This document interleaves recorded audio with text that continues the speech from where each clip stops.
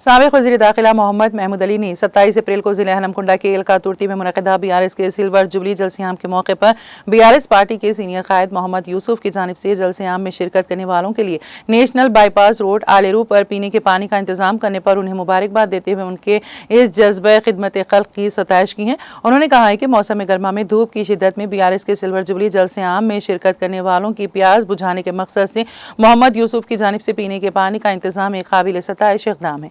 उन्होंने कहा कि BRS के सिल्वर जुबली जलसियाम में अवाम ने अपनी मर्जी से जौक दर जौक शिरकत किए हैं।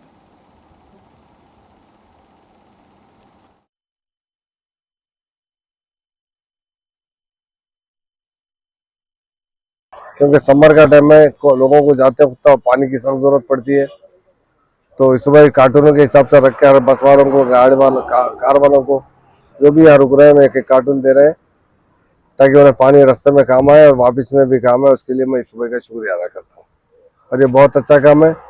पानी पिलाना बहुत अच्छी बात है और हर धर्म में पानी की बड़ी अहमियत होती है और इस्लाम में तो पानी पिलाने वाले को बहुत ऊंचा मुकाम दिया जाता है। आज यहाँ से लाखों लोग जा रहे हैं, जाते जाते यहाँ से पानी के बॉटल ले रहे हैं।